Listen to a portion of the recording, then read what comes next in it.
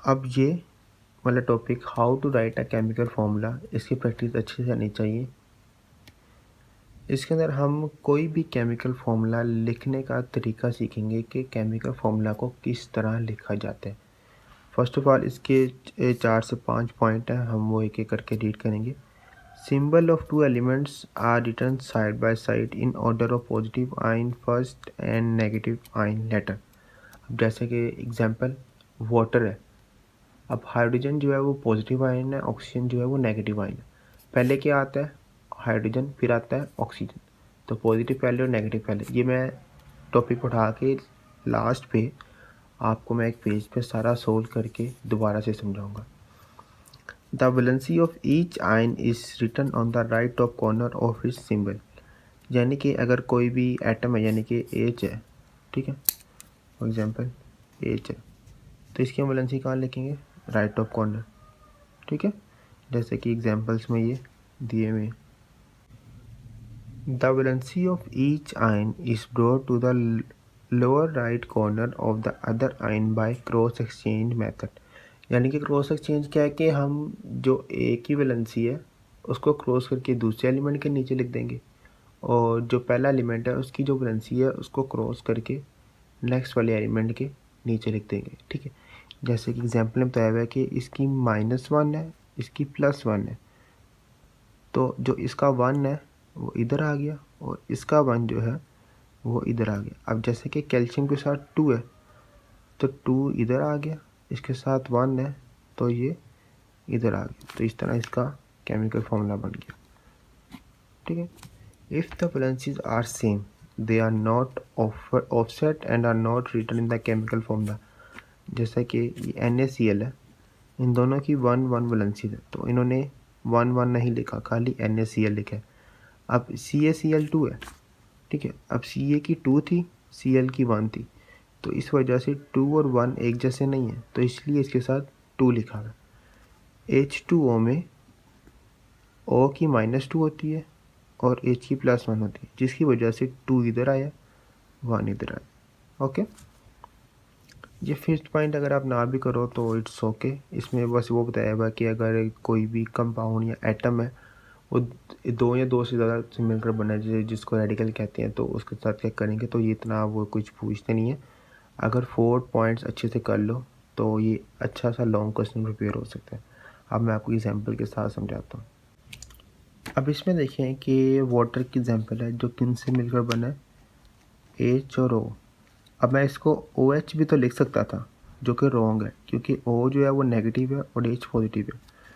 तो पहले पॉजिटिव आता है, बाद में नेगेटिव आता है, फिर बाद में इनकी वैलेंसीज लिखनी है।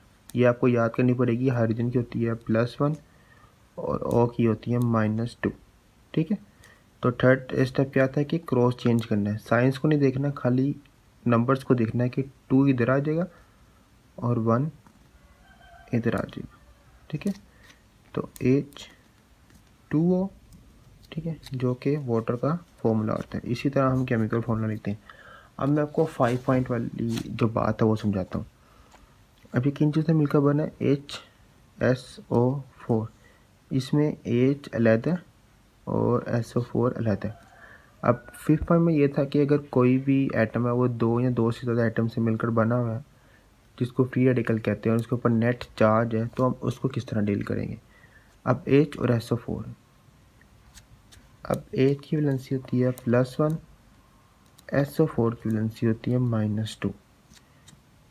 अब हमने क्रॉस एक्सचेंज करना है, तो 2 आ जाएगा इधर और 1 आ जाएगा इधर, तो ये हो जाएगा H2SO4, जो एक इसका फॉर्मूला है सल्फ्यूरिक एसिड।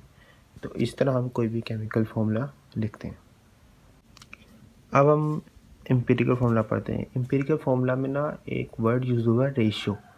वो आपने मैथ में पढ़ा होगा। रेशियो क्या होता है कि कोई भी 2 वेरिएबल्स होते हैं, उनके बीच में ये डॉट का साइन होता है, रेशियो।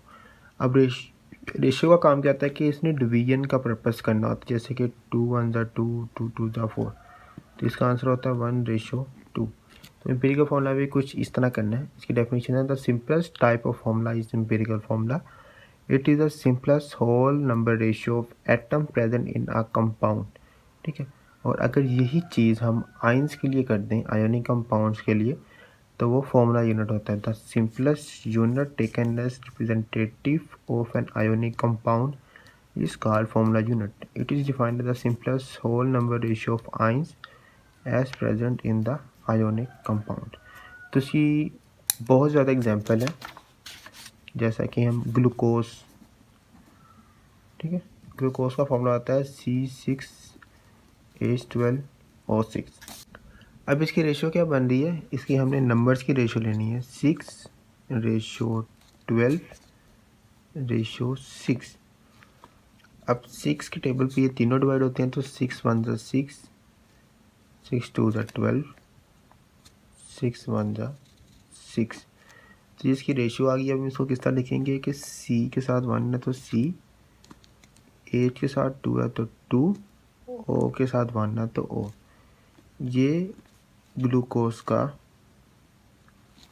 एम्पिरिकल फॉर्मूला है। ओके, अब हम बात करते हैं मॉलिक्यूलर फार्मूला। मॉलिक्यूलर फार्मूला के अंदर जितने भी जो एलिमेंट्स होते हैं वो हम एक्चुअल शो करते हैं जो उसके अंदर प्रेजेंट है।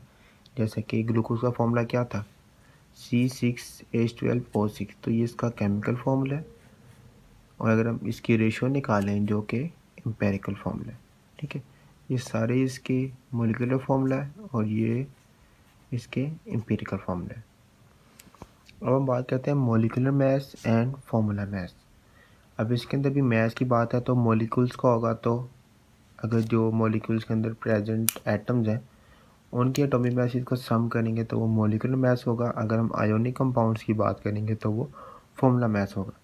The sum of atomic masses of all the atom present in one molecule of a molecular substance is its molecular mass. Okay, अब इसके अंदर हमें कोई भी, इसका अगर कोई भी एमसीक्यू या शॉर्ट क्वेश्चन आता है तो हमें कोई कंपाउंड दिया होगा, इसके ना सेकंड चैप्टर में और थर्ड चैप्टर में ना इसकी सारी जो एटॉमिक मैसेज और एटॉमिक नंबर है वो हमें याद करने पड़ेंगे फर्स्ट 20, क्योंकि 9th और 10th में फर्स्ट 20 याद होने चाहिए। तो वो इंशाल्लाह सेकंड चैप्टर में करेंगे। अभी इसको सॉल्व करना सीखो कि ये किससे बना है, HNO3, H का 1, N का 14 और O का 16, इन सब में आएगा प्लस, क्योंकि ये क्या है, सम ऑफ एटॉमिक मैसेज।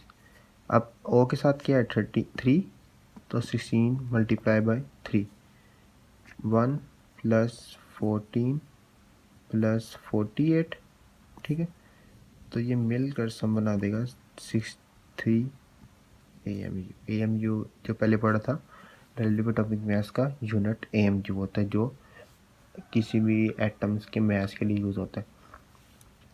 तो ये इसका क्या है, मॉलिक्यूलर मास। अब हम पढ़ते हैं फार्मूला मास। अब फार्मूला मास में जैसा कि मैंने आपको कहा था कि ये आयोनिक कंपाउंड्स के लिए यूज़ होता है। तो इसके अंदर क्या है कि the sum of masses of all the atoms present in one formula unit of a substance. Formula unit क्या है कि कोई भी आयोनिक कंपाउंड जैसे कि NaCl, K2SO4, CaCl2, जितने भी हैं ये आयोनिक कंपाउंड्स हैं, अगर इनकी हम मास को सोल्व करेंगे तो वो क्या है, फार्मूला मास। इसके अंदर भी सेम इसी तरह है कि 39 K का है, 32 S का है, 16 O का है। तो इनको हम ऐड अप करेंगे, इनके साथ जो जो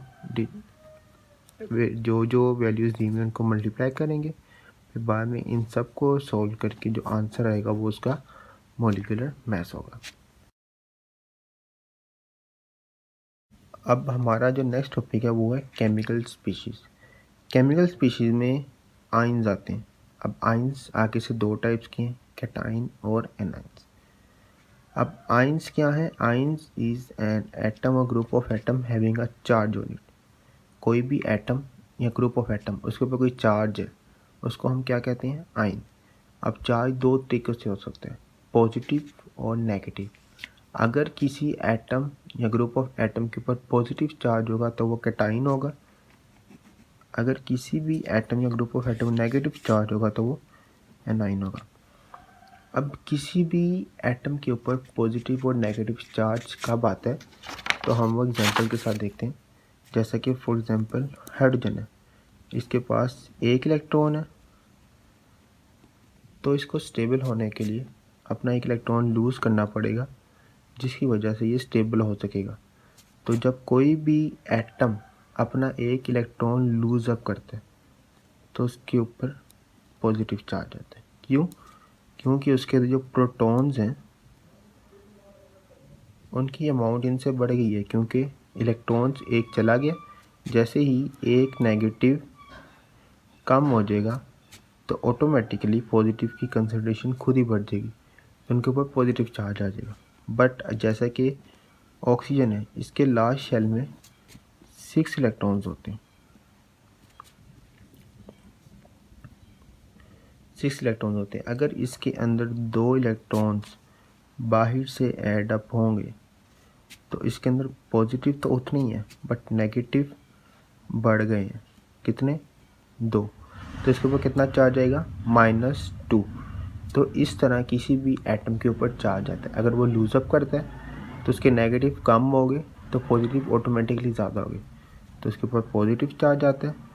अगर कोई भी एटम अपने किसी के भी इलेक्ट्रॉन्स गेन करता है तो उसके ऊपर नेगेटिव चार्ज आता है, क्योंकि पॉजिटिव चार्जेस कम हो जाते हैं और नेगेटिव चार्जेस ज़्यादा हो जाते हैं। पॉजिटिव चार्जेस से कम नहीं होते, नेगेटिव चार्जेस ज़्यादा होते हैं, जिसकी वजह से पॉजिटिव चार्जेस की जो अट्रैक्शन है वो कम हो जाती है और किसी भी एटम के ऊपर नेगेटिव चार्ज आ जाता है। अब मैं आपको एक पूरे कंपाउंड की एग्जांपल देता हूँ, ऑक्सीजन और वाटर। वाटर के पास एक इलेक्ट्रॉन है, हाइड्रोजन के पास सॉरी, और ये वाले हाइड्रोजन के पास भी एक इलेक्ट्रॉन है और इसके पास 6 इलेक्ट्रॉन्स हैं। इसको स्टेबल होने के लिए 2 इलेक्ट्रॉन्स चाहिए और इनको स्टेबल होने के लिए एक एक इलेक्ट्रॉन लूज अप करना है जहाँ वो शेयर करेंगे। तो ये अपना एक इलेक्ट्रॉन इधर देगा, ये अपना इलेक्ट्रॉन इधर देगा, तो ये वाला एक बॉन्ड बन गया और एक ये वाला बॉन्ड बन गया। अब इनके ऊपर पॉजिटिव चार्जेस आए हैं क्योंकि इन्होंने इलेक्ट्रॉन लूज़ किए और कितने किए हैं? एक एक। और ऑक्सीजन ने दो इलेक्ट्रॉन्स ऐड अप किए, जिसकी वजह से उसके अंदर 2 इलेक्ट्रॉन्स की एडिशन हुई है, जिसकी वजह से उसके ऊपर -2 का चार्ज आ गया है। तो इस तरह किसी भी एटम के ऊपर चार्ज पॉजिटिव या नेगेटिव आ जाता है। अब जितने भी केमिस्ट्री में डिफरेंसेस वाले क्वेश्चन होते हैं ना, वो इम्पोर्टेंट होते हैं, वो अक्सर बोर्ड के पेपर्स में आ जाते हैं। अब इनका डिफरेंस करते हैं एटम और आयन का। अब एटम क्या है? Atom is the smallest particle of an element, ion is the smallest particle of ionic compound. अगर एलिमेंट का स्मॉलेस्ट पार्टिकल है तो वो एटम, आयोनिक कंपाउंड का स्मॉलेस्ट पार्टिकल है तो वो ion. Atom, it can not exist independently and can take part in a chemical reaction. It cannot exist independently and is surrounded by oppositely charged ion. Atom के बारे में कहा है कि ये इंडिपेंडेंटली एग्जिस्ट कर भी सकता है और नहीं भी कर सकता, और ये केमिकल रिएक्शन में हिस्सा लेता है। जबकि आयन जो है ये इंडिपेंडेंटली एग्जिस्ट नहीं कर सकता, क्योंकि इसके ऊपर चार्ज है, ये रिएक्टिव है। इसको कोई भी चीज़ मिलेगी ये फ़ौरन के साथ रिएक्ट करके कोई ना कोई कंपाउंड या मॉलिक्यूल या फॉर्मूला यूनिट बना देगा। तो इसी वजह से ये एग्जिस्ट नहीं करता और ये सराउंड होता है ऑपोजिटली चार्जेस से। जैसा कि इस वाले में ऑक्सीजन जो है ये पॉजिटिव चार्जेस से सराउंडेड है और हाइड्रोजन ऑक्सीजन से सराउंडेड है। तो इसीलिए जो आयंस हैं ये एग्जिस्ट इंडिपेंडेंटली नहीं करते और ये ऑपोजिट चार्जेस से सराउंडेड होते हैं। एटम एक न्यूट्रल होता है, हाइड्रोजन के ऊपर कोई चार्ज नहीं है जब तक वो अपना एक इलेक्ट्रॉन लूज या गेन नहीं करेगा। आयन के ऊपर चार्ज होता है, पॉजिटिव और नेगेटिव। पॉजिटिव कब होगा? जब वो अपना इलेक्ट्रॉन लूज अप करेगा। नेगेटिव कब होगा? जब वो इलेक्ट्रॉन गेन करेगा। अब हम बात करते हैं मॉलिक्यूलर आयन की। अगर किसी भी मॉलिक्यूल के ऊपर चार्ज होगा तो वो मॉलिक्यूलर आयन है। अगर किसी एटम या ग्रुप ऑफ एटम के ऊपर होगा तो वो सिंपली आयन है। व्हेन अ मॉलिक्यूल लूजेस और gain an electron it forms a molecular ion. यानी कि अगर कोई मॉलिक्यूल कोई भी इलेक्ट्रॉन लूज या गेन करेगा तो वो क्या है? मोलिकुलर आइन, जैसा कि ये एग्जांपल है मीथेन की, हीलियम की, नाइट्रोजन की। जितनी भी कंपाउंड्स हैं, अगर ये इलेक्ट्रॉन को लूज अप या गेन करेंगे तो वो मोलिकुलर आइन होंगे। जैसा कि मैंने आपको इस एग्जांपल में बताया था कि SO4 के ऊपर -2 चार्ज है, तो ये मोलिकुलर आइन है। ठीक है। अब इसके अंदर जो डिफरेंस है मोलिक्यूल और मोलिकुलर आइन। मोलिक्यूल क्या है? It is the smallest particle of an element और compound which can exist independently and show all the properties of that compound. ठीक है, कि मोलिक्यूल जो है वो कंपाउंड का स्मॉलेस्ट पार्टिकल है, जबकि मोलिकुलर आइन क्या है? जो बनता है गेन और lose of electrons by a molecule. कोई भी मॉलिक्यूल लूज और गेन ऑफ इलेक्ट्रॉन करेगा तो मोलिकुलर